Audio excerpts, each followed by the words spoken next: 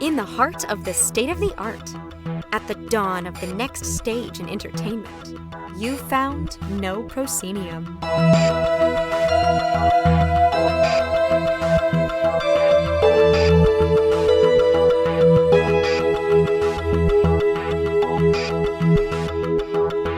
You have indeed found No Proscenium, the voice of everything immersive. I'm your host, Noah Nelson, and this is your February 4th, 2022 edition of the show.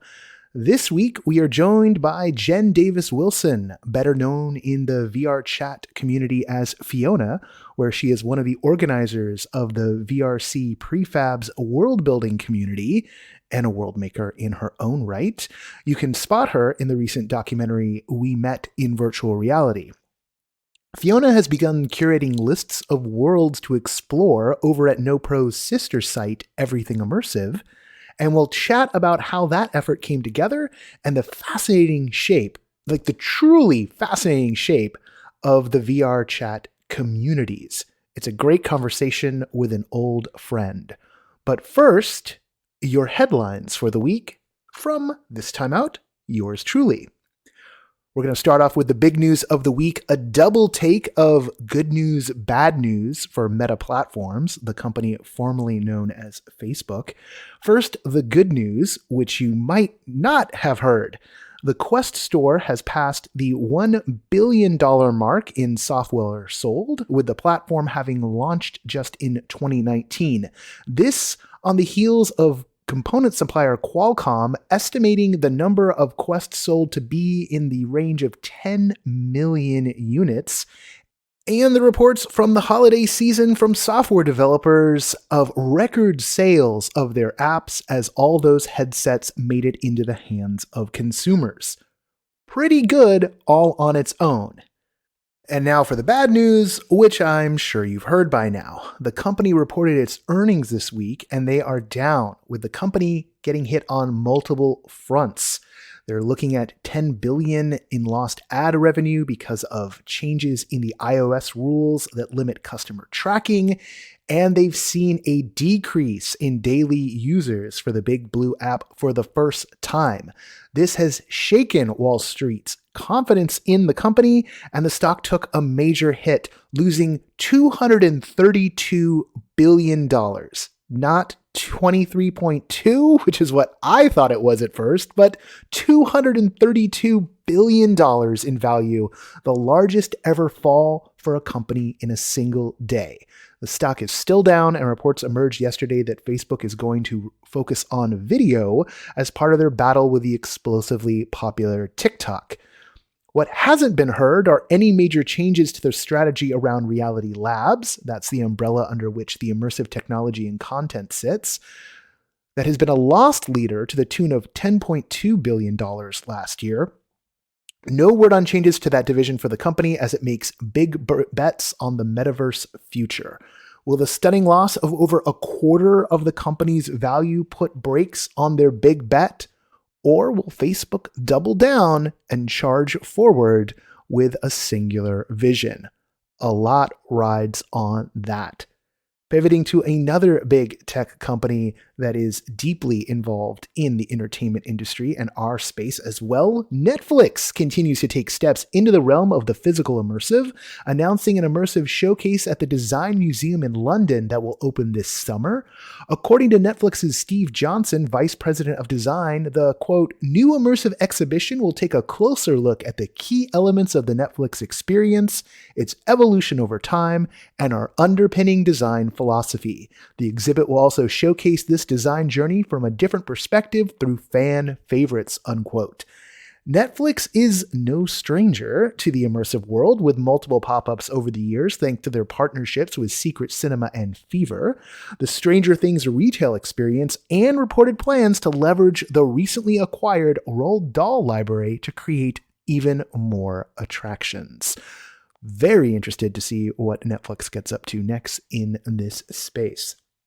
Back in the realm of the virtual, Mozilla is retiring its VR version of Firefox, known as Firefox Reality, but those who have come to rely on it should maybe take your hands off the panic button, with a new team taking over the project, which will now be called Wolvik. Snickety snicked, I guess. Keep an eye on this one, yeah? Finally, Tenderclaws, creators of the Under Presents, announced their latest game this week, Virtual Reality 2, a sequel to the cult hit Virtual Reality, that will launch on February 10th on Meta Quest and Rift, and on February 17th on Steam VR. Eagle-eared listeners might spot a few familiar voices from the Under in the mix, and we'll have more on next week's podcast when Catherine Yu interviews Danny Cannizzaro and Samantha Gorman, founders of the studio, right here on the podcast. I think I even said that twice. And those are your headlines for February 4th, 2022. And before we get into this week's episode, I just want to give a little production note update and some major thanks. And thanks is going to take us a minute. So February's turned into an unexpected make or break month for us. Having the pandemic stop us from putting on the next stage has really thrown a wrench in the works on our plans, our vision, and possibly even our direction.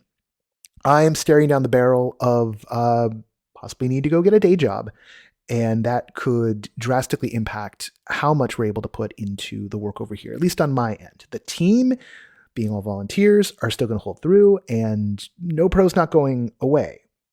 But the degree of existence of No Pro, and whether or not this show exists, and the newsletters exist, and some things like call sheet and the rundown, a lot of the grunt work, which, is something that we do behind the scenes and what you pay for as part of the Patreon, that's jeopardized if I have to go full time. So we put a call out this week to push it forward. We have many miles to go before we are at sustainable. We're at about, somewhere between a third and we're in the spot where about a third of the way, getting close to halfway to what would be sustainable, depending on how fast we get there. Really, that makes the difference. Funny how debt works. But it was really incredible to see so many people step up this week and join us over at patreon.com/noproscenium. We had, I'm just going to read off these names, and you're going to see this is a big week for us. Mariano Otero, Jen Davis Wilson, who, yes, is the guest this week on the show, Kevin Fulham, Caroline Murphy, Charlie Athanas, April Soterman, Jessica Outlaw, Manny Marquez, Kimberly Adams, Greg Burund, Chelsea Sutton, Paul Sizik, Stacey H. Hernandez, Jason Moore, Mike Knowlton, Spectacle and Mirth, Lizzie Zabreco, Edward Rice, Lori Landay, Laura Lem, Michaela Bulkey, M. Becker, Ian Garrett, Christy Casey, and Andrew. And also we had an increase from Jacob Patterson, Steph Parida, Brett Kuhner, Deirdre Butchko, Andrew Huffner, and Rory Coleman Mitchell. And I feel terrible because I probably butchered someone's name, and I hate doing that. But I was not going to be able to get through it if I didn't just read through and just not take a breath. So I'm sorry. If I got it wrong, please tell me and I'll read it out again and chastise myself here on the podcast. It is deeply humbling to have like 25 people jump in. That's the most we've ever had. And that was in a 24-hour period. And the silly part of me goes, if we could have that happen a few more times, we'd be fine. And I know that's not entirely realistic. And I know we're doing really well in terms of how many pledges we get in from our listener base and our readers. But we can do more. And we're only asked $2 or $5 a month. And if we overperformed, if we sincerely overperformed what most publications and blogs do when they are crowdfunding, well, not even like sincerely, like if we did like half again as much as what one could expect, we would be fine. And the catch-22 being that we need the resources to commit to doing more work. Otherwise, we have to go and do other work, which slows down. So this kind of rock in a hard place. That said, while I am looking for other employment right now and figuring out, are there things I can do on the consulting end? Can we get some sponsorship in here? All doors are open. We can piece this together somehow. Know that the core functions are definitely safe for a good while. And even if we have to do something with the podcast, the review crew will stick around, and No Pro will not fade from this earth. And that is everything to do with the generous support all of you have been putting in all this time, and all of you who answered the call. And I didn't have much hope as January rolled on, and now I'm full of it. I'm full of hope. Okay. On that note, really, I'm like genuinely smiling on the inside for the first time in a long time, and it's all because of you. Thank you. On that note, let's get into the interview this week, because it's been the longest opening segment we've had for quite some time. But we also only have one segment this week. Here we go.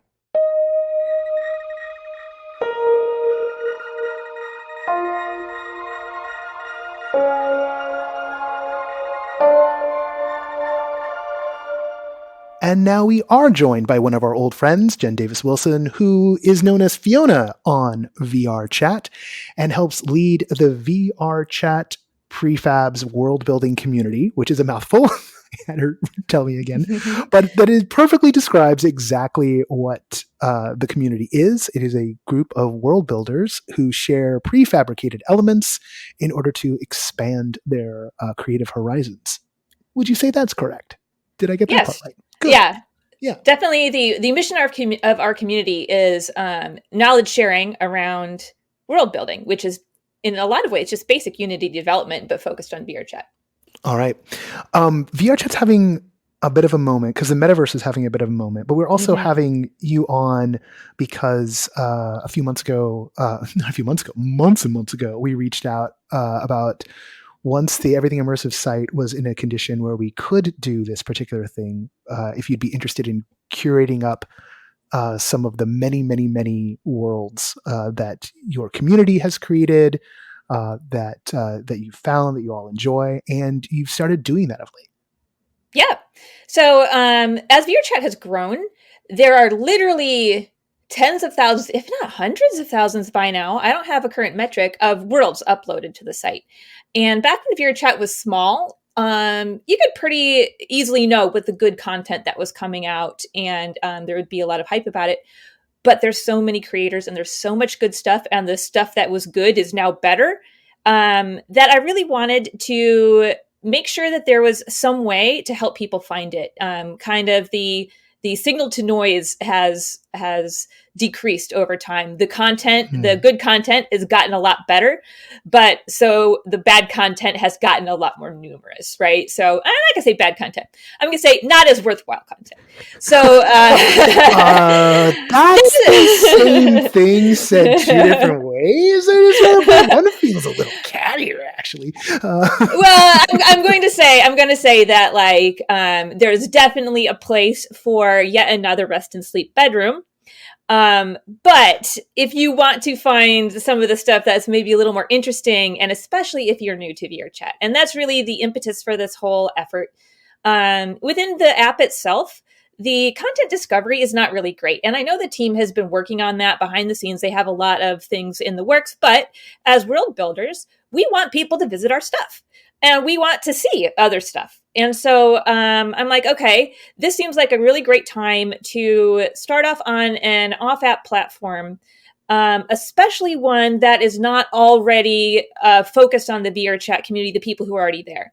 So I knew that this holiday season was going to be a big one for the Quest 2. I think everybody knew that, right? That's just... and it was, right? VR Chat had record concurrency numbers starting in New Year's Eve. And those numbers have continued, by the way, like almost doubled the previous record concurrency. So I decided to start with so you have a Quest 2, you want to get into VR Chat. It's very easy to go into VR Chat the first time and have a bad experience because it would be like, I heard New York City is a great cultural mecca. Let's go there. And what you do is you show up at Times Square and you're accosted by the, preachers and the people painted silver, and you think this is what everyone in New York is like. So I put together a little like, hey, here's how you can kind of like enter VR chat on your quest and have a good time. And that sort of like effort was where we started. But what I really want to do is just kind of like give some people a place to go and say, hey, what's good this week? Or what's some like old stuff that I would like to check out that's really good quality. So I've started to make some playlists based around both the new content, kind of the best of the new stuff, and then kind of like digging up more content specific lists for the old stuff. So we've just kind of started that effort. I've got, I think, like 6 or so lists on there that have just been uploaded this month, and a lot more in the works. Oh yeah, and in those lists, there's a lot. Like I'm on the other side of the editorial and the content curation process here, and just like approving things. And so I'll jump in, and like there'll be like 15 things waiting to like be cleared. I'm like busy bees, constantly busy bees. And to the point about like the variety of work and kind of the varying quality you see on VR chat as a whole, right? Because there's some people who it's their first time making a world. They're not kind of they're just kind of kicking it around and maybe don't know. And there's some stuff that's kind of older. But when you are dealing with thousands upon thousands of creative projects and no real guide. I mean, we had Joe Hunting, whose documentary We Met in Virtual Reality, which you're in for a hot second. I am, yeah. That was in Sundance. And one of the things I was really struck by in that piece was that, there are whole subcultures in VR chat that definitely you'd have no idea existed without that film or without having someone guide you and tell you that things are up and about. Oh, yes. One of the worlds that I think is really underappreciated in the best for quest list is there's a little organization called VRCon that puts together a world with booths from various communities. And the one they had this year, it's really great if you are new. It's quest compatible, and you go in there and it's just like imagine a convention for subcultures. And so it'll be like, hey, we like cars. Here's our Discord. Here's our home world. Or we want to role play as this specific avatar. To like meditation groups, dance groups, lots of gaming specific, all the sort of stuff.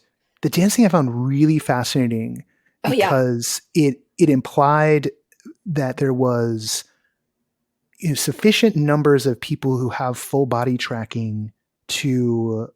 Am I being wrong here? That there's everyone's using full body tracking to like do those dance setups. So the full body tracking, there are these very dedicated communities of people who are in VR, are excellent dancers, have full body, or they just aren't excellent dancers, but they like to dance. You don't have to have the 6-point tracking. And when we talk about that, what that is in VR, you will always have your 2 hands and your head tracked. In most other VR apps, if you have legs at all, those are determined of how they move by algorithm. If you have 6-point trackers, you will then have one on your waist and one on each foot or ankle. And that way, it's tracking all those, and it can be very realistic and very, very good for dancing. It will capture a large amount of what your body is doing. And the technology is only getting better. Yeah, that's a huge thing. I have full body tracking. I feel very weird if my legs don't move the way my legs in real life are moving in VR now. But even if you don't, you can still get a lot of the experience with just 3-point. And so I'm going to say, even if you just have a Quest 2, go dance. Go take a dance class. Absolutely. It is surprising, like, as I have kind of like a touch and go relationship with VR these days, in part because of like, I don't spend as much time in the headsets maybe I thought I was going to, or was maybe even hoping to. But one of the things that does bring me back in is when I find something that is asking me to move in a way that feels novel, or that the creators are conscious of trying to create, what we might call some somatic effects to the experience as well, and not just be like, okay, let's just like head track and let people like zip around with their controllers. Because if I want to play Halo, I'll play Halo. Mm-hmm. I'll play a lot of Halo. I play a lot of Halo. So like I don't need to play Halo in VR. Like if I'm going to play Halo in VR, I better be having to do Master Chief's moves, right? Mm-hmm. And obviously, like I am not Master Chief, or my life would be very different. But this idea that part of the calculation of presence is, letting you be expressive physically. Yes. Is I think a big thing that even when you're just doing three DOF or three, what is it? 3 points of axis? Because now this is a new, relatively new term for me. Oh, okay. So any given tracker, right, can have different. So like your one controller. Right. In most VR now has just 6 degrees of freedom, right? So when you say like degrees of freedom, that's for one thing. Right. When we're talking about points of tracking, that's how many trackers you points have. Of tracking. Okay, yeah, degrees of freedom versus points of tracking. Gotcha. Yeah. So even you can get a lot out of 3 points of tracking, and 6 points of tracking that could be really interesting. But those systems are for people who have they're dealing with like an HP system or a Vive, something that's got trackers involved. There's a lot of tech solutions and like there's some people that have like hacked in connects. You can actually use a wireless Quest with the trackers using another system, hybrid stuff. People do this. However, I don't know how to do that. I just have an index with 3 extra trackers. Yeah. But there's a lot of technology solutions out there, and it's only going to get better. Yeah. So I'm going to say that like if you're interested in that, just do a Google. You'll find out how to do it with whatever hardware you have. Yeah. It could also be it'll be interesting to see, has there been any speculation that Sony's PSVR 2 might go for more tracking, because they've traditionally used the PSI camera as part of their solution? I actually don't know. I try to stay out of hardware speculation because I actually worked at Facebook and hardware. Right. So I don't get into those conversations out of habit. You've got enough roadmap knowledge. You're like, well, I get it. You'll tell me afterwards. Well, and I mean, honestly, the reason that I got out of hardware is because even though the technology is fascinating, I am really more about the end experience. I don't care how you get there. I want to make an experience or I'm interested also in having the experience that makes you not think about that part. Right. Yeah. So, and then this is one of the things that actually, like, when I'm doing the content curation, people who create the things, when they are, I'll put it this way. We have an entirely new medium in which anything is possible. And yet the most common things I see are bedrooms and apartments and other realistically recreated, real world, fairly claustrophobic experiences. Or space. I don't know why, but everyone goes to space in VR. When I see someone do something that's completely different, right? Like, wow. I think one of the ones in the Surreal Dreams list, there's this art gallery called The Mole. And the building is this like really strange dome that kind of has a face on it like a mole, and the whole place is like just kind of like weird. I love that, right? Because like, or when you're like someone has a new way of doing something, or something that like literally you can't exist in. There's a fire tornado. There's just like big tornado of flames, and you can just like go run into it and get swirled around and flung out. Those are the kind of things that VR is really good at. See, and I love that stuff. I also understand the impulse and the impetus to start with something familiar, particularly when it comes to onboarding normies into this sort of stuff, right? Oh, it's definitely. And I also think that there's something like what's exciting to me about it is the prospect that someone goes and like studies some like Frank Gehry designs and like, you know, and Frank Lloyd Wright designs, like gets like super architectural, but then skins it in really weird ways, but is still hyper conversant in the way that space actually is moved through by people and knows what it is. It's like when someone's learning to draw or any kind of art form, you gotta kind of know the basics before you then go and subvert it. And the better you know the basics, the more impactful. I just said impactful. God no. But no, I completely agree. Yeah. And one of the nice things about having been in this community for a long time is I have seen people grow, and they started off with maybe just using asset packs or doing like very rudimentary building, and over, you know, getting experience with how places work in VR and getting more references from real life stuff, they started to create their own thing. I think a really good example of that, and I think this was in the New Worlds list, the first top 10 New Worlds list, Winter Company by Lucifer M. Star. If you saw his early work, it was, you know, just asset packs thrown together, bad lighting. Over time, he has like over 70, probably over 100 at this point, worlds in which he has just gotten references and inspiration from real life. And he finally created this one space, Winter Company, that has that cozy winter cabin feel with all of the ways that you like to see in VR, like the little like cozy theater room, the different materials, the lighting, the like, you know, oh, well, this space, we don't have to move to another space to go from a pool table to a coffee table to a futon. We can just click a button and have it swap out. Like, I think he's doing really good work. He's just one example of a lot of people that have done this. And I think that is one of those things is like, over time, like even drawing from the real world, adapting that in VR and what are the VR cultural norms in your particular space and how that grows over time and then becomes its own design as well. Definitely things that are grounded in real life are where people spend what I call the majority of their social negative space.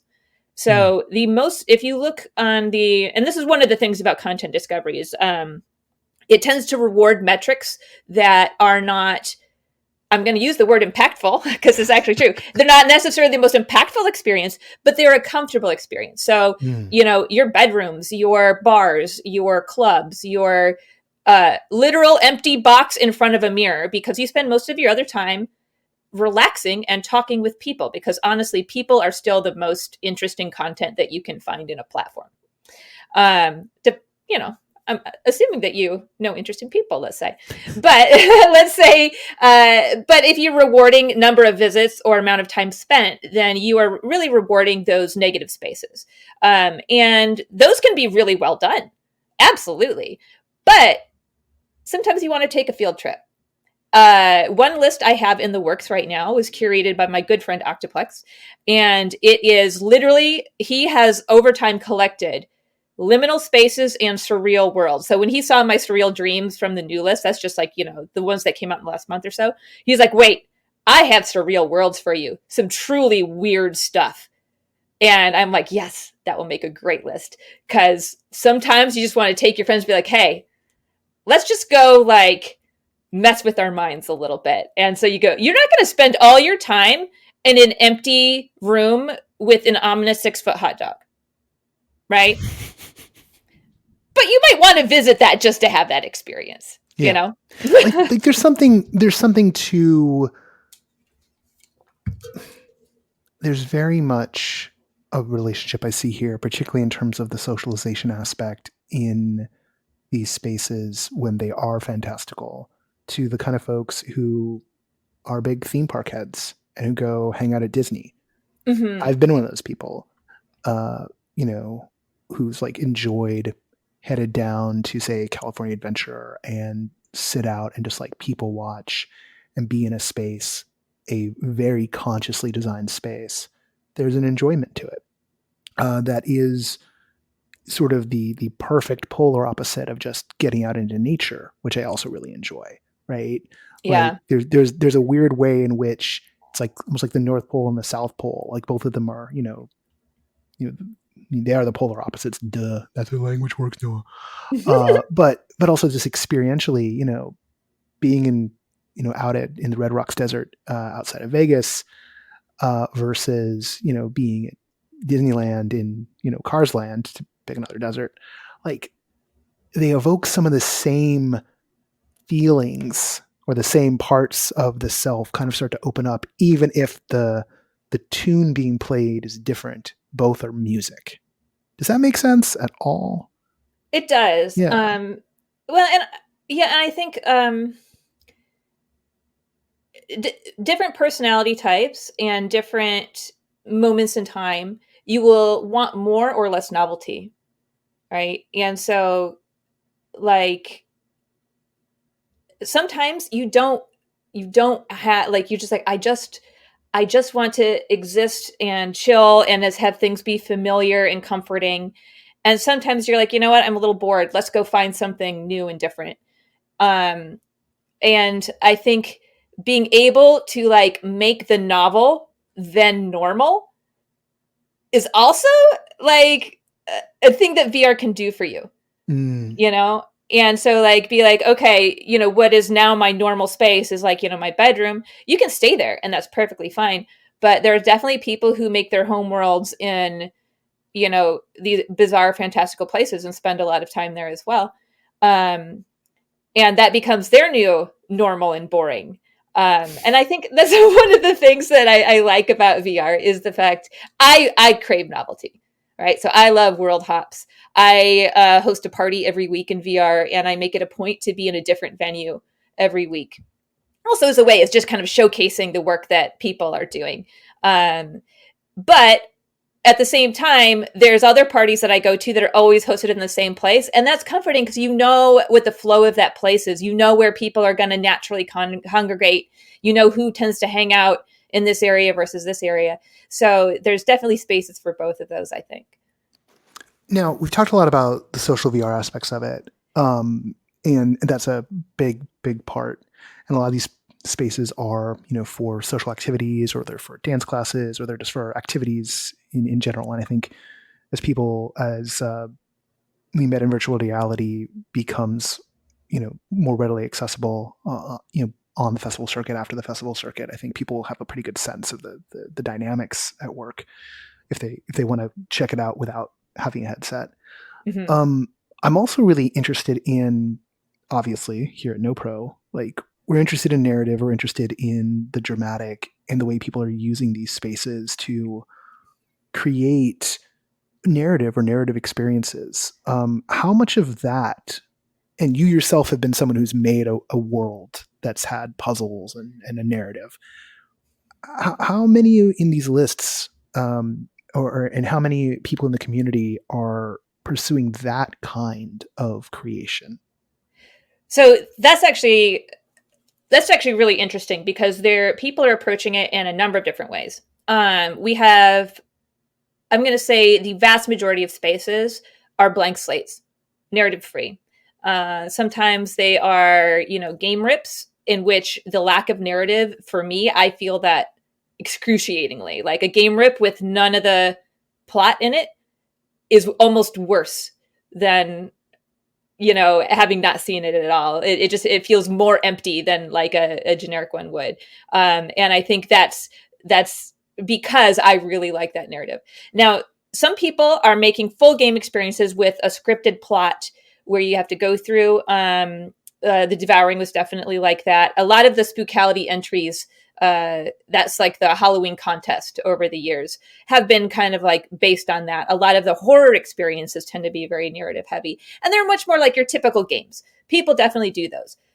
Because it's a social VR platform, though, I'm going to say the stronger narrative experiences are ones that are targeting that.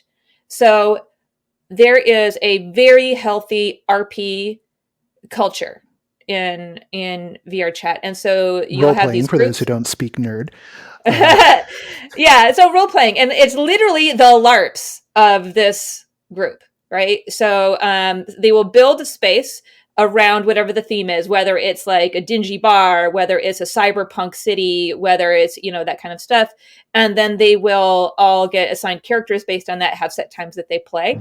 And then the environment lends itself to that. The other thing that we've seen are people who are doing narrative performances, especially interactive narrative performances in VR.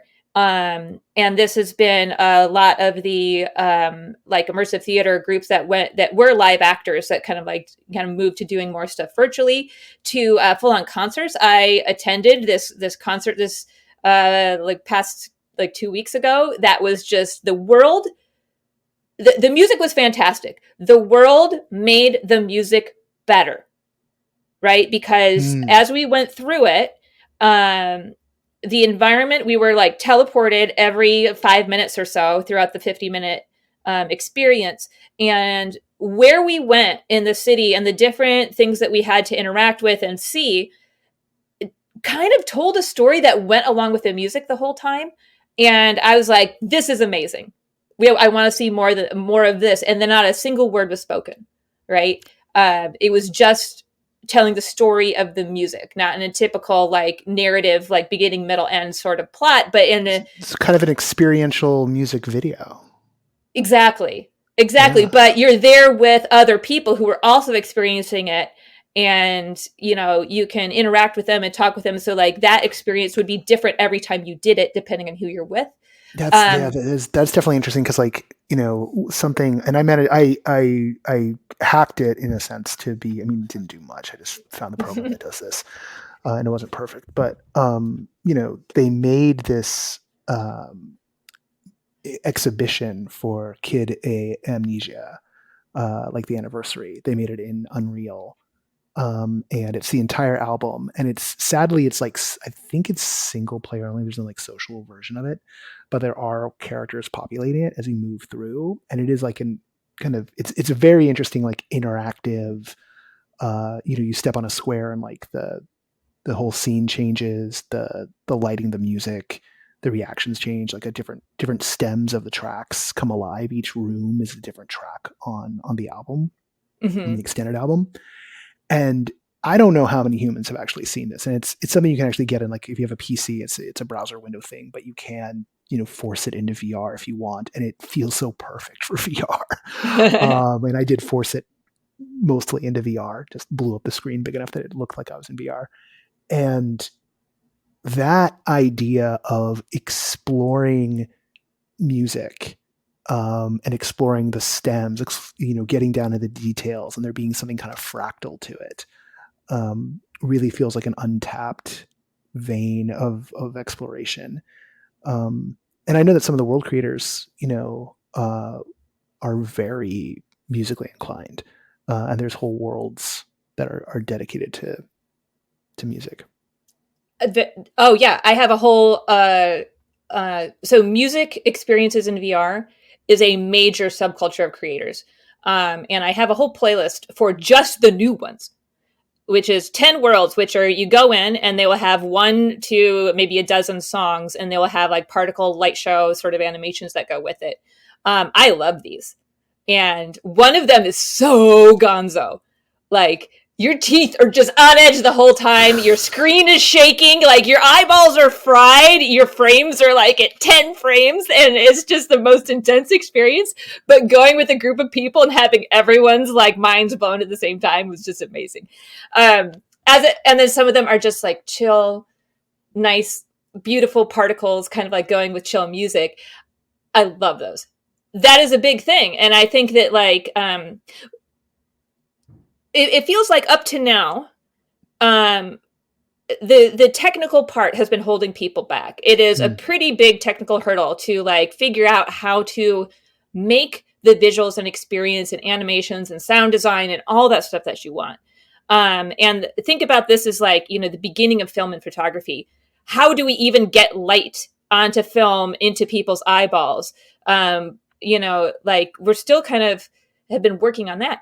But as the whole community grows, and I liken this to like an avalanche, right? So we started out in, 2018 and earlier. It's just the little pebbles rolling down the hill, each one of us slowly gathering our own layer of snow as we go down and getting bigger faster. But then more pebbles were added and more pebbles were added, and we started to combine together. And as one person grows skills, they share it with other people, and they share it. And all of a sudden, the knowledge is just kind of like turning into an avalanche.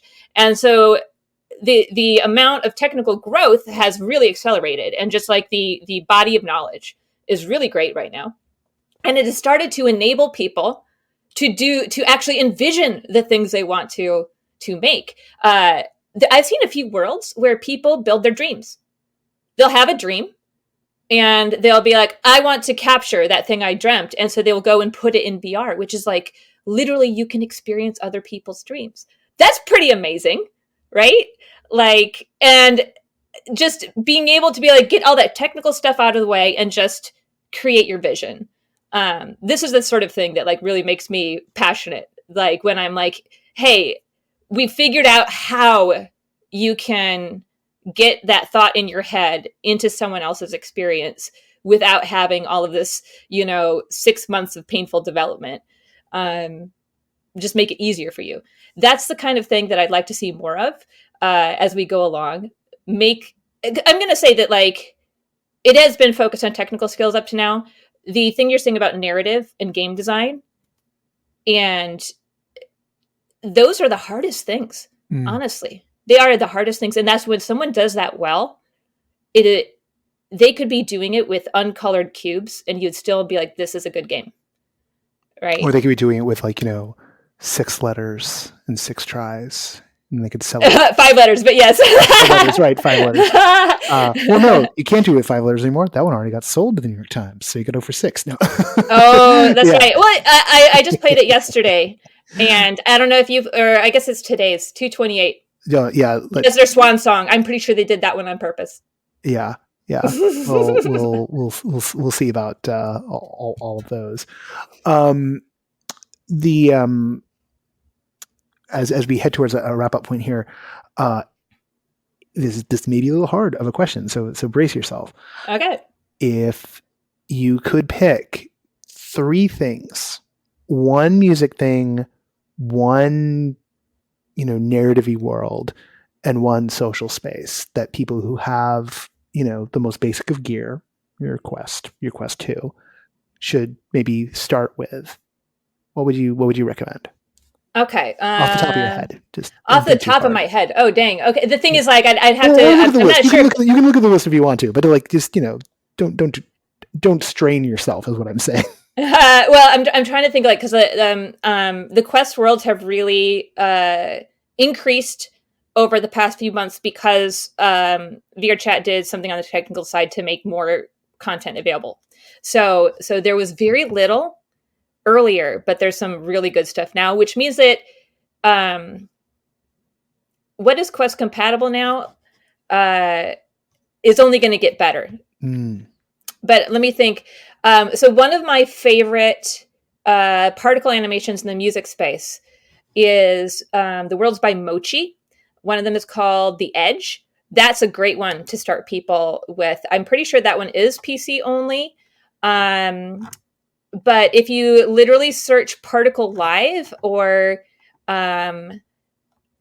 just particle animations in VRChat, you're going to find lots of interesting stuff. So that is, I think, where I start with the music one. If you have a PC, definitely check out Mochi's particle animations.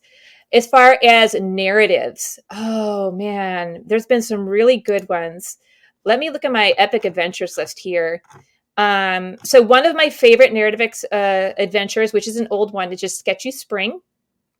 It just seems like a really big, open exploration world. But if you dig into it, there's actually quests and a very strong narrative. One of the most rewarding games. That is PC only. If you want a really good, just like classic puzzly dungeon crawler, Crypt of the Spirits by Aqualink. That's like easy. Like he did a fantastic job. It is, you solve puzzles, you go through the dungeon, there's lava, there's skeletons, there's like light puzzles. Yeah, it's just really well done. And sorry, and then social hangout spaces. Okay, my favorite current social hangout spaces are definitely the ones with water beds in them. This is Why? because when you're in VR, you can sit on these and they react to your body, right? And I think one of them is called like Dream Waves. And it's this prefab that you can buy. It's shader based. I don't know. Tell me they have shag carpets in this thing. Oh, yeah. So, and actually, it was initially sold as like you could be on a giant pancake or a giant flan. Okay, it's fantastic. All right. And so just imagine like you're laying on a giant bed made of very soft jello, and even though you can't feel that in real life, oh gosh, it feels like that, or like it'll be fluffy and soft like a cloud, and your body will almost tell you that you're suspended in this way, and it's very relaxing. It's a great place to just like have a drink and chat with people. Is your perspective altering? Like, is that how they? Is like no? So imagine. So the surface that you're sitting on reacts to your body. So if you press your hand on it, you can see it ripples. That it ripples and it pushes down with your hand. You sink into it. It kind of like bubbles up around you and it jiggles. Right. But like if I were to lay back, theoretically, right? if you're not looking at it, you don't get the effect. Okay. Right? It's tricking your mind. However, like. Gotcha. It's so, I don't know why. I just love those worlds. Like, those are really great. If those aren't Quest compatible, and I'm not sure because I'm usually on PC, I'm going to say the one I referenced before, Winter Company. Mm-hmm.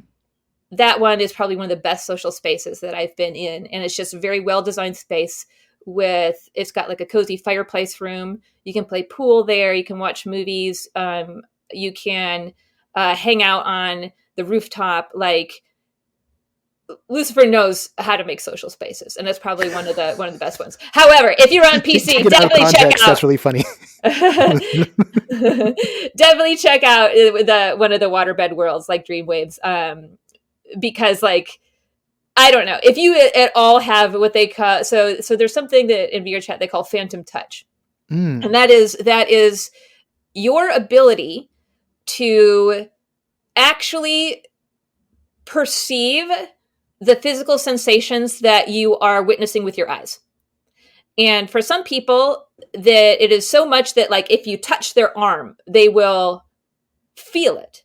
You know, they're a lot like, and I think this is with amputees, right? They would have this therapy where they would have phantom pain in a limb, and they would put a mirror there and like touch the other limb so that you're seeing it happening, even though your nerves on the amputated limb are actually being stimulated, but it's the same mental pathways, right? So like your brain connects the visual stimulus with your physical stimulus very strongly. And for some people it's more strong than others. For me, I don't tend to get it so much, but with little like, there was a world that had like cat toys, like little fuzzy things.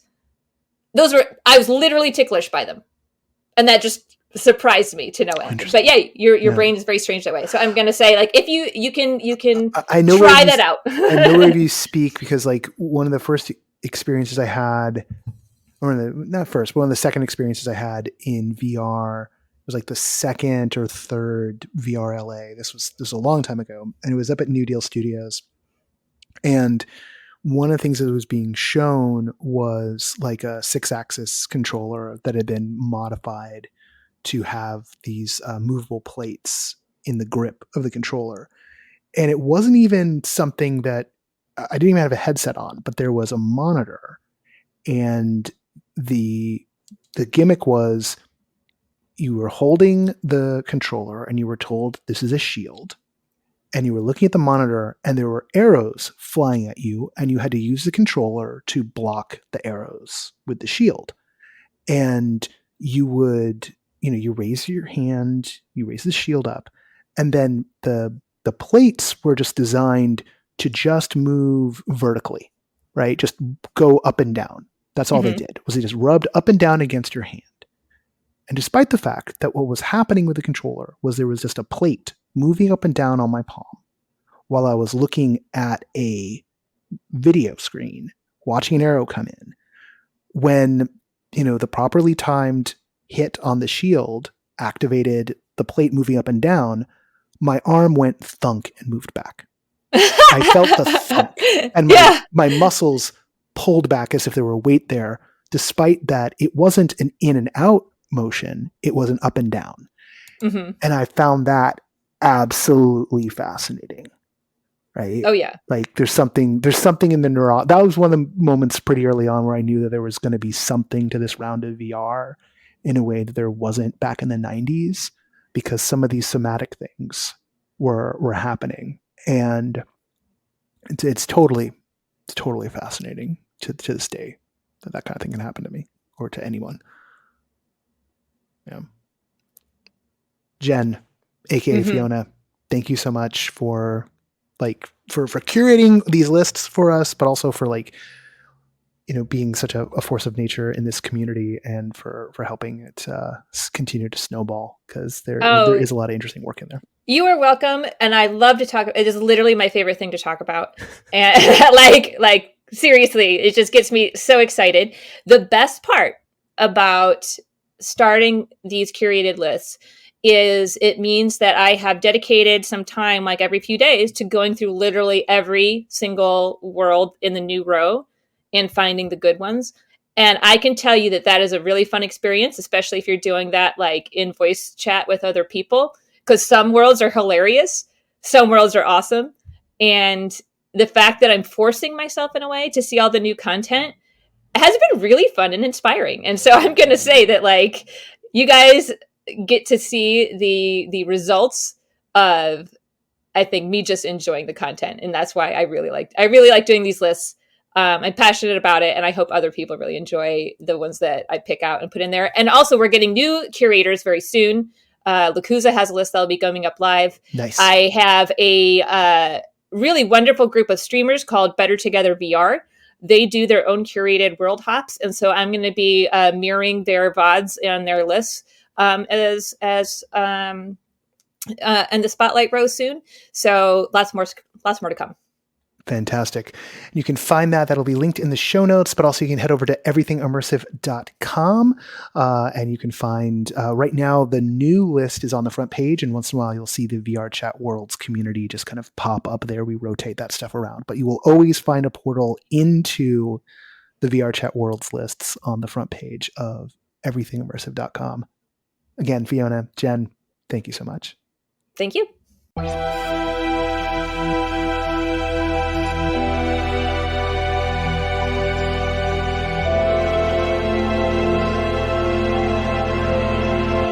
Once again, I want to thank Jen Davis-Wilson for being our guest on the show. And indeed, like I just said like 2 seconds ago, go over to everythingimmersive.com and check out what that team has been curating.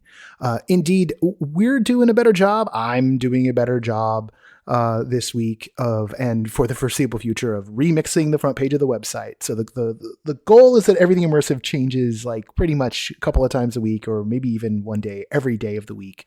So you always see something new bubbling up to the top, and get yourself onto your next immersive adventure. If you are a creator who want to list things, remember, it's free to list.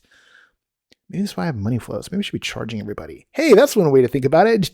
Jump on the Patreon and make sure the thing keeps around. Literally, that's basically it. I'm not going to delve too much back into that. Just know that just to touch back on what I was saying at the beginning of the show,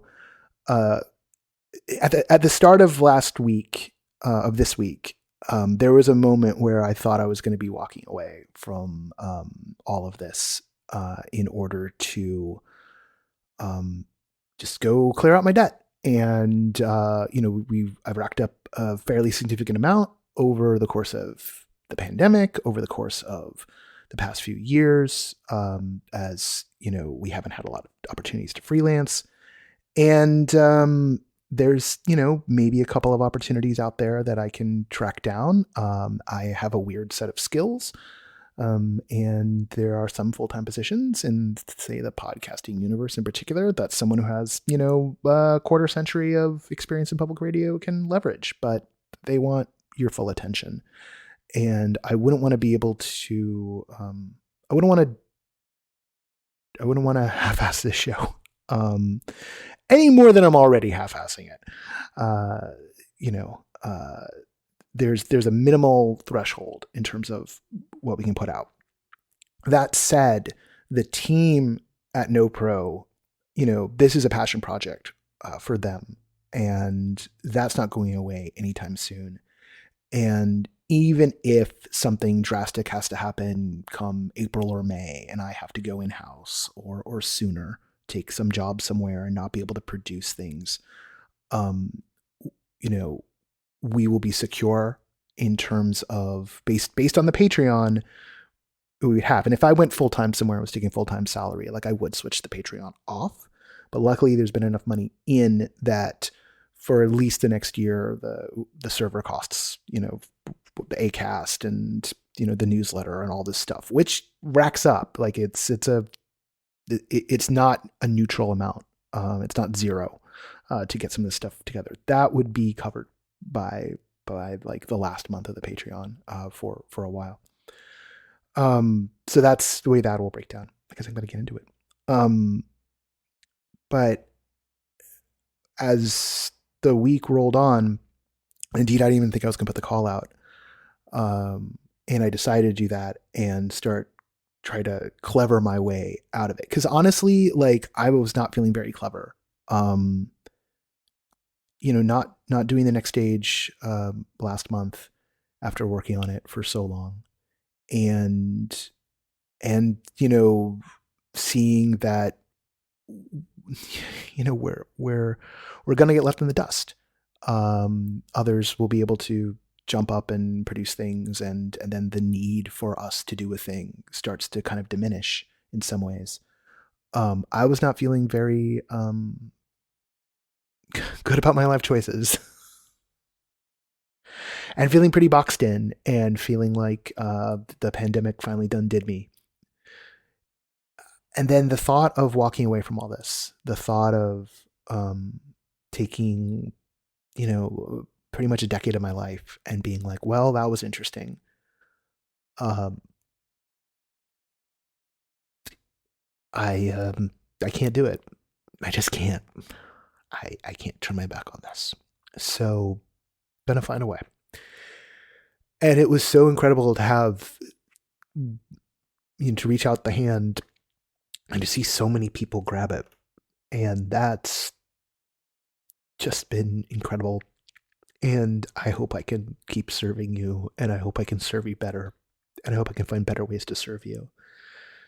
And, this gives me, okay, shutting up. Let's thank the people who back us here, month in, month out. Our sustaining backers on Patreon. They are Ari Hurston, Brittany, Deborah Robinson, Elaine, Jay Bushman, Jerome Joseph Gentes, David Bassek, Lonnie Hands-On, Mark Balthazar, Samuel Mastri, Sydney Guillory, and Jan Budman. No, seriously, I'm not going to do the rest of that thing I was going to do. The associate producer for this show is Parker Sella. Music for No Proscenium is by Chris Porter of the Speakeasy Society. Did I list Chris earlier? I swear to God. Chris jumped in. How did I miss Chris? Anyway, I know, Chris, I missed you in the list. I don't know how I did that when I was like listing notes. I saw it come on the email. So thank you, Chris. Is that list accurate from earlier? Are there some people missing from the emails? Anyway, special thanks to Siobhan O'Loughlin for voicing our intro and also for Double E for putting the call out this week. Catherine Yu is the executive editor over at No Proscenium. She'll be back next week and in the interview slot, as we know. And everything wrong with this show is my fault. I'm Noah Nelson.